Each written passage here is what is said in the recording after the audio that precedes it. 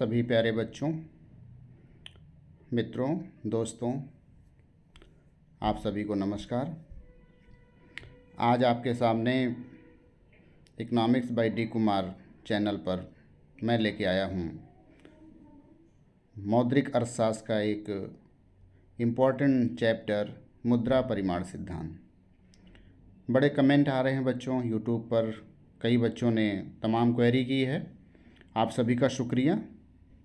कई बच्चों ने कहा है कि आप सर क्वेरीज़ भी ऑनलाइन आके सॉल्व कराइए, तो वो भी हम बहुत जल्द ही लेके आ रहे हैं। अब आप ये देखें कि मुद्रा परिमाण सिद्धांत आखिर में है क्या, क्वांटिटी थियरी ऑफ मनी क्या है। हम आगे बढ़ने से पहले सभी से कहेंगे, अर्थशास्त्र विद्यार्थियों तक, सोशल साइंस सब्जेक्ट तक, टीजीटी पीजीटी जो भी तैयारी कर रहे हैं बच्चे, यू सेट और भी तमाम सिविल सर्विसेज एग्ज़ाम में जो भी बच्चे बैठ रहे हैं उन सभी के लिए यह सिद्धांत बहुत महत्वपूर्ण है। आप सभी ध्यान से समझें। एक एक चीज़ें मैं आपके सामने स्पष्ट रूप से क्रमशः रखूँगा, तो निश्चित रूप से आपको अच्छा लगेगा और आपको समझ में आएगा, आप एब्जॉर्व कर पाएंगे। तो आइए हम आपसे आगे बढ़ते हैं। उसके बढ़ने से पहले हम आपसे रिक्वेस्ट करेंगे कि चैनल को, फिर वही मेरा रिक्वेस्ट, फिर वही जो प्रायः सभी करते हैं, फिर मैं आपसे वही कहूँगा कि आप इसको सब्सक्राइब करें, ज़्यादा समय दें और इसको देखें, समझें। कोई समस्या आती है तो निश्चित रूप से मुझसे कांटेक्ट करने में कोई समस्या नहीं है, मैं आपसे बहुत बेहिचक कांटेक्ट कर सकता हूँ।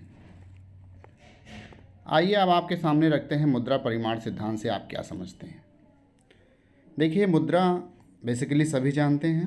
अर्थशास्त्र के विद्यार्थियों के लिए मुद्रा कोई अपरिचित नहीं है। मुद्रा के मूल्य से तात्पर्य है जो मनी और करेंसी हमारे पास है, जो नोट्स हमारे पास हैं, वह सारा कुछ, वह ऑल थिंग्स, जितनी भी चीज़ें हैं, अगर वो हमारी लेन देन में यूज हो रही हैं, हमारी आवश्यकताओं को पूरा कर रही हैं, हम ट्रांजैक्शन कर पा रहे हैं, तो निश्चित रूप से वह मुद्रा का रूप है। मुद्रा वह सब कुछ है जो हमारी ट्रांजैक्शन को पूरा करती है, जिससे हम ट्रांजैक्शन कर लें, दैनिक जीवन में हम अपनी लेन देन की चीज़ें पूरी कर लें बच्चों, उसे मुद्रा कहते हैं। मुद्रा के मूल्य से आशय मुद्रा की क्रय शक्ति, परचेजिंग, मुद्रा में कितनी क्रय करने की क्षमता है, वही मुद्रा का मूल्य, वैल्यू, अर्थात उसकी खरीदने की क्षमता, परचेजिंग पावर कितनी है, वही वैल्यू है, वही मुद्रा का मूल्य है, जो मूल्य स्तर पर निर्भर करता है। बाजार में जो वस्तुएं और सेवाएं हैं बच्चों, उनका जो प्राइस होता है, उस प्राइस पर जो मूल्य होगा वो डिपेंड करेगा कि आखिर में मतलब किसी वस्तु और सेवा का जो प्राइस है उसके अकॉर्डिंग हमारी मुद्रा की वैल्यू क्या है, अर्थात हमारी मुद्रा उन प्राइसेस पर कितना सामान परचेज कर सकती है।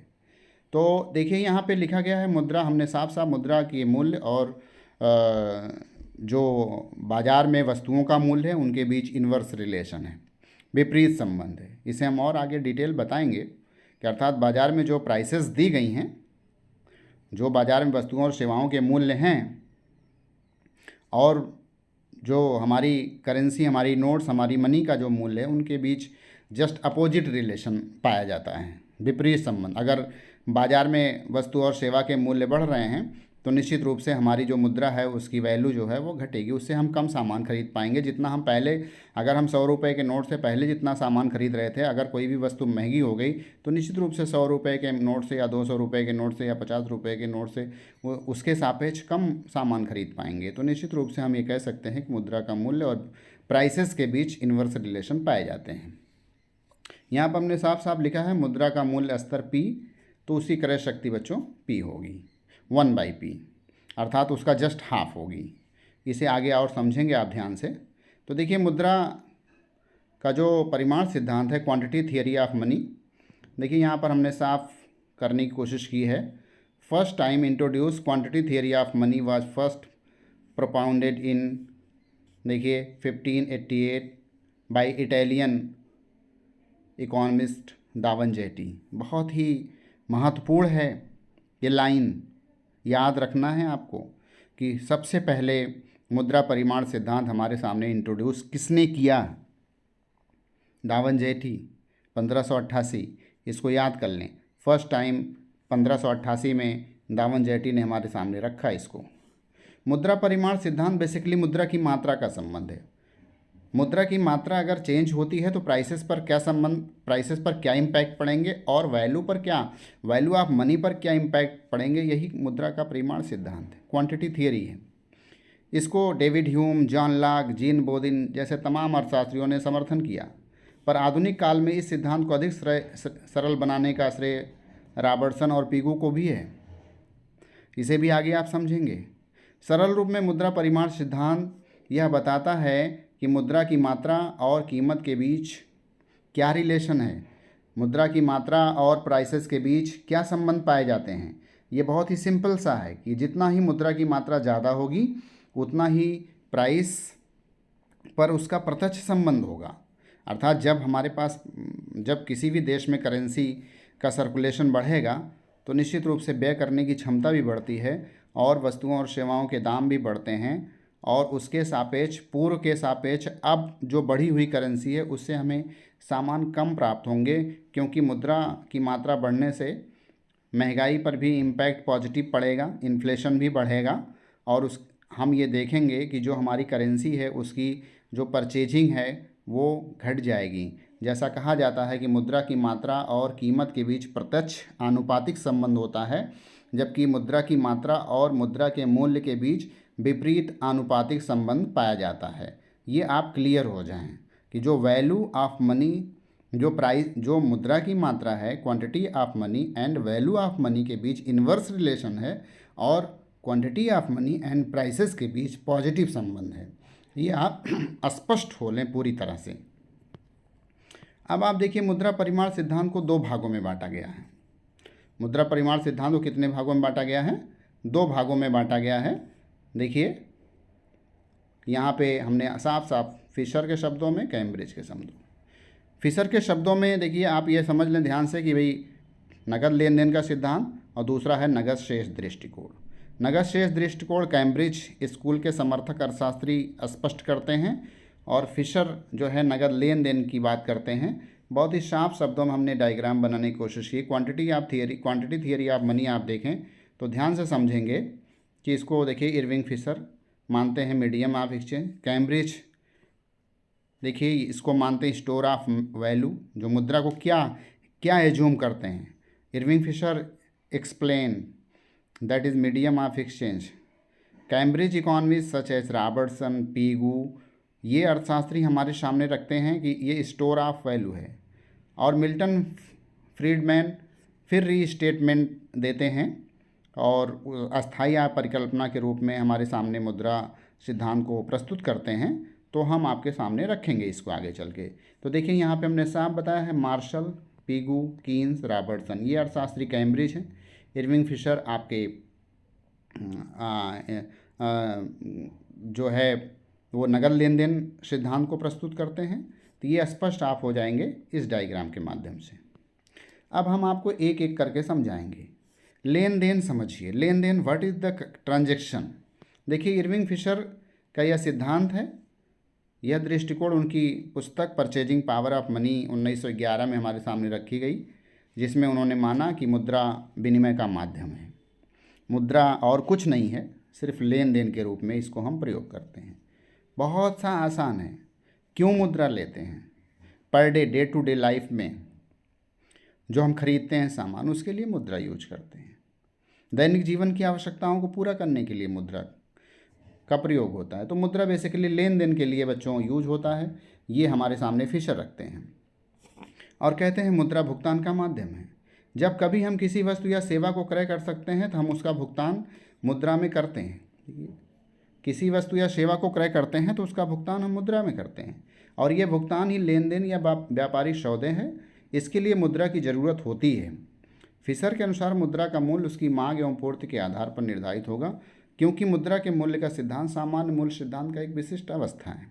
तो निश्चित रूप से ये देखिए फिशर हमारे सामने ये रखते हैं कि डे टू डे लाइफ में जो भी हमारी नीड्स है, जो भी हमारी नेसेसरीज़ हैं, उनको पूरा करने के लिए हमारे पास मुद्रा की आवश्यकता होती है, और मुद्रा बेसिकली लेन देन के लिए प्रयोग की जाती है, और मुद्रा या भुगतान का माध्यम है जो हमारी आवश्यकताओं को पूरा करता है। कुछ एजम्पशन है बच्चों, बहुत तेज़ नहीं पढ़ा रहे हैं, आराम से पढ़ा रहे हैं, क्योंकि कम टाइम में आपको ज़्यादा चीज़ें आपसे बात की जाएगी। तो देखिए पी, यहाँ एजम्पशन है, जो मुद्रा है वो इनएक्टिव है, अर्थात जो प्राइस जो है इनएक्टिव है। क्यों? प्राइस अपने आप नहीं चलेगा, है ना, प्राइस अपने आप नहीं चलेगा। मुद्रा की मात्रा अगर चेंज होगी तो प्राइस पर इम्पैक्ट पड़ेगा। ये जो हमारे सामने की मुद्रा जो है वो, उसका प्रभाव कीमत पर पड़ेगा, मुद्रा की मात्रा का प्रभाव कीमत पर पड़ेगा, ना कि कीमत मुद्रा की मात्रा को प्रभावित करेगा। यहाँ पर इन्होंने एजम्पशन लिया है। बाकी करेंट टाइम में तो दोनों चीज़ें एक दूसरे को प्रभावित कर सकती हैं, क्योंकि हर चीज़ का क्रिटिसिज्म है, बट इस सिद्धांत में ये माना गया है। दूसरी मान्यता है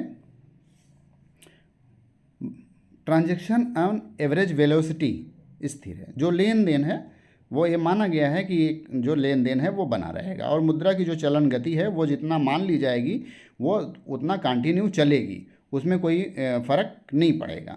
अर्थव्यवस्था पूर्ण रोजगार में दीर्घकाल की मान्यता है।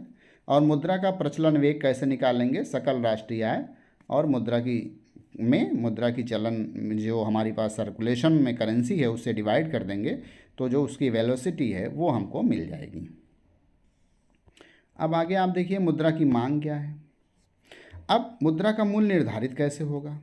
ये बड़ी अच्छी चीज़ें आप समझने चल रहे हैं कि मुद्रा की जो बाज़ार में जो संतुलन है वो आएगा कैसे, कैसे मुद्रा की मात्रा और कीमत में प्रत्यक्ष संबंध को हम कोरिलेट करेंगे, ये हमें समझना है। तो आप बच्चों देखें, बहुत ध्यान से समझिए। मुद्रा की मांग, पहले ही हमने बताया मुद्रा की मांग विनिमय क्रिया को संपादित करने के लिए की जाती है। इसमें कोई मतलब इफ बट नहीं है। जैसे यदि वस्तु का मूल्य 2 रुपये देखिए लिखा गया है, तो और 1000 वस्तु हमें खरीदनी है तो हमें 2000 रुपये की ज़रूरत पड़ेगी, मतलब डिमांड हम 2000 रुपये के बराबर करेंगे। इस प्रकार एक समयावधि में जितनी वस्तुएं और सेवाएं मुद्रा के बदले विनिमय की जाती, वही मुद्रा की कुल, एक समय में जितना भी ट्रांजैक्शन होगा वो कुल मुद्रा की मांग है। और मुद्रा की मांग का देखिए हमने फार्मूला लिखा P गुणे T, अर्थात प्राइस गुणे ट्रांजैक्शन। पता चल जाएगा भाई लेन देन कितनी है, कीमत कितना, दोनों को आप मल्टीप्लाई कर देंगे, जितना व्यय होगा उतनी आप मुद्रा की मांग करेंगे। और उतनी मुद्रा आपको चाहिए भी, सप्लाई भी उतनी ही चाहिए, और सेम वही मुद्रा की पूर्ति भी होगी। देखिए मुद्रा की पूर्ति मुद्रा की मात्रा और उसकी औसत चलन गति का गुणा। यहाँ पे मुद्रा की पूर्ति दिखाया गया है।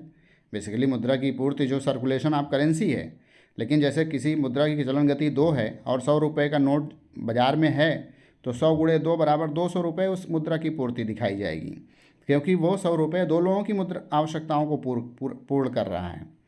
तो ये आप समझ जाएं कि मुद्रा की मात्रा जो है वो 100 रुपये है, बट उसकी सप्लाई 200 के बराबर। अगर उसकी चलन गति 4 है तो 100 गुणे 4 होगा। जितने लोगों के हाथ में मुद्रा गुजरती है वो उसकी चलन गति कहलाती है। तो इसके अकॉर्डिंग आप ये जस्टिफाई कर सकते हैं कि मुद्रा पूर्ति जो होती है वो MS बराबर यम गुणे वी, अर्थात MV। तो यहाँ पे आप एकदम क्लियर हो जाएं। देखिए एक हमने बॉक्स में दिखाने की कोशिश की है, MS बराबर वी। संतुलन में क्या होगा? जब मुद्रा की मात्रा मुद्रा की पूर्ति के बराबर होगी। देखिए, और मुद्रा की पूर्ति MV है, डिमांड P गुणे T, अब संतुलन हो जाएगा MS बराबर MV। देखिए MS जो मुद्रा की पूर्ति है वो MV के बराबर है, इसलिए संतुलन की स्थिति PT बराबर MV, या आप लिख सकते हैं MV बराबर PT इक्विलिब्रियम में, या P बराबर MV बाई T, चूँकि T कांस्टेंट है। V भी, वेलोसिटी भी फिशर ने माना है कि ये भी कांस्टेंट रहेगा, इसलिए P equal to function of money. आप लिख सकते हैं कि जो प्राइस है वो price equal to function of M, आप लिख सकते हैं। अर्थात M बढ़ेगा तो P भी बढ़ेगा, अर्थात जितना ही M बढ़ेगा उतना ही P बढ़ेगा। हम इसको जस्टिफाई कर सकते हैं कि चूँकि P price equal to function of M होगा, तो आप कह सकते हैं कि M में जो भी इंक्रीजमेंट होगा P उसके जस्ट बराबर होगा। मुद्रा की मात्रा जितनी बढ़ेगी P उतना ही बढ़ेगा, और मुद्रा की मात्रा जितनी घटेगी और P भी उतना ही घटेगा। अगर M घट रहा है तो जस्ट सेम अनुपात में प्राइस भी घटेगा। तो आप कह सकते हैं कि मुद्रा की मात्रा और प्राइस में समान आनुपातिक संबंध है, जस्ट इक्वल। अगर 2 गुना मुद्रा की मात्रा बढ़ेगी तो 2 गुना प्राइस भी बढ़ेगा, 4 गुना मुद्रा की मात्रा बढ़ेगी 4 गुना प्राइस बढ़ेगा। लेकिन जस्ट उसका हाफ हो जाएगा क्रय शक्ति। जितनी मुद्रा की मात्रा ज़्यादा होगी उतना प्राइस ज़्यादा होगा और उतना ही मुद्रा की परचेजिंग पावर घटती चली जाएगी, क्योंकि बाज़ार में प्राइस बढ़ने से परचेजिंग कम होती है। आज आप देख लीजिए वर्तमान समय में अगर किसी भी चीज़ का दाम ज़्यादा हो रहा है, जैसे आप कोई सामान खरीदते हैं, बिस्किट है, नमकीन है, चाय पत्ती है, चावल है, दाल है, अगर आज के सापेक्ष कल रेट उसका ज़्यादा हो जाएगा तो आपकी मुद्रा कल कम सामान खरीद पाएगी। तो आप ये कह सकते हैं कि जो उसकी परचेजिंग है वो डाउन हो रही है। और इसको आगे चल करके फिशर ने थोड़ा और इसको मॉडिफाई किया कि जो क्रेडिट ऑफ मनी को भी अगर हम जोड़ लें तो देखिए हमने यहाँ पे दिखाने की कोशिश किया एम वी बराबर M dash M V plus M dash V dash बराबर पी टी। एम डैश क्या है? क्रेडिट मनी, वी डैश उसकी वेलोसिटी है। एम आपको पता है money supply, V velocity constant है, पी प्राइस है, एम क्रेडिट मनी है, वी डैश वेलोसिटी आप calculation of M, number of transaction, T transaction of performance, V dash को आप वेलोसिटी क्रेडिट मनी की भी आप कह सकते हैं जो वो भी कांस्टेंट है। तो कुल मिला के एम डैश, वी डैश और पी जो टी है ये कांस्टेंट है, वी भी कांस्टेंट है। तो मतलब अब बचा क्या? तो इसीलिए बचा एम बराबर फंक्शन ऑफ या पी, जो आपका अब बचा क्या? P equal to function of M, ये आपका बचा। ये दोनों आनुपातिक संबंध हैं और क्लियर हो गया। इसका मतलब है यम जितना ज़्यादा होगा उतना प्राइस भी बढ़ेगा, यम जितना कम होगा उतना ही प्राइस भी घटेगा। ये है क्वांटिटी थियरी ऑफ मनी, जिसका एक डायग्राम भी हमने आपको दिखाने का प्रयास किया है। जस्ट उसी चीज़ों को देखिए, P equal to function of यहाँ दिखाया हमने दोबारा से। यहाँ पे सारा कुछ 1/p equal to function of M, just inverse relation है, यहाँ पॉजिटिव रिलेशन है बच्चों। फिर से मैं आपको बता दूँ, यहाँ पे देखिए P equal to function of money या धनात्मक संबंध, जस्ट प्रोपोर्शनल। 1/p क्या है? ये परचेजिंग पावर है, यहाँ पे विपरीत संबंध है। जितना ही एम बढ़ेगा उतना ही परचेजिंग पावर घटेगी। उसको आप डायग्राम में भी देख सकते हैं। आइए डायग्राम में आपको देखते हैं। इस डायग्राम में देखिए, यहाँ पे डायग्राम दिया है। आधार अक्ष पर सप्लाई ऑफ मनी, लंब अक्ष पर प्राइस लेवल। ये देखिए फंक्शन ऑफ पी, ये सीधी रेखा है जो प्रदर्शित करती है P equal to function of M. अगर यम मुद्रा की मात्रा यम है, प्राइस भी पी है। मुद्रा की मात्रा यम टू हो गया, प्राइस पी टू हो गया। अगर मुद्रा की मात्रा यम फोर हो गई, प्राइस पी फोर हो गया। जिस रेशियो में मुद्रा की मात्रा बढ़ रही है उसी रेशियो में प्राइस बढ़ रही है, पॉजिटिव रिलेशन। आइए इसी का जस्ट अपोजिट संबंध अब आप देखें ज़रा। यहाँ पे आप देख सकते हैं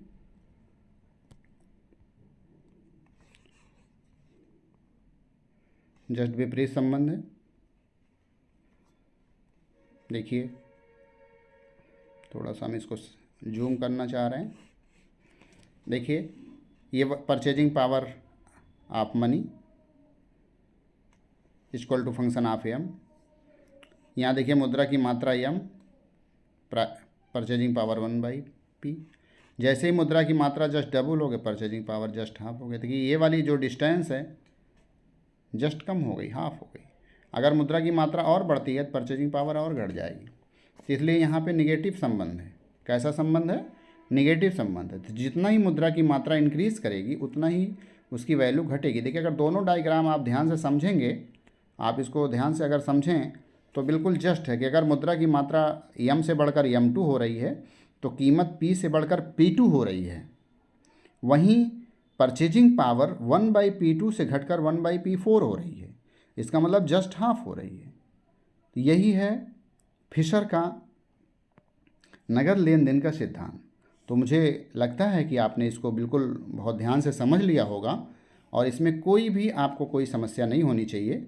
और चीज़ों को आप एलोबरेट करेंगे, साफ इसको पढ़ेंगे, समझेंगे, नोट करेंगे। कहीं अगर आपको प्रॉब्लम होती है तो कमेंट बॉक्स में करेंगे, लिख सकते हैं, पूछ सकते हैं। तो निश्चित रूप से हम आपकी समस्याओं का समाधान करने की कोशिश करेंगे। तो ये बच्चों, ये जो टॉपिक है वो बीए में भी है, एमए में भी है, नेट में भी है, सिविल तमाम परीक्षाओं में इससे प्रश्न आपसे पूछे जाएंगे। तो आप इसको बहुत ध्यान से समझिए। और इन्हीं बातों के साथ मैं अब आपसे विदा लेना चाहूँगा। धन्यवाद। कि आपने अपना पेशेंस बनाए रखा और हमारी बातों को सुना। और हम पुनः आपको एक नए लेक्चर के साथ फिर प्रस्तुत होंगे। तब तक के लिए शुक्रिया। और फिर आप फ़ायदा पाएंगे तो दूसरों को भी आपको पहुंचाना है बेनिफिट। इसको ज़्यादा से ज़्यादा शेयर करना, ज़्यादा से ज़्यादा चीज़ों को आप लोगों तक पहुंचाना, अपने मित्रों दोस्तों तक।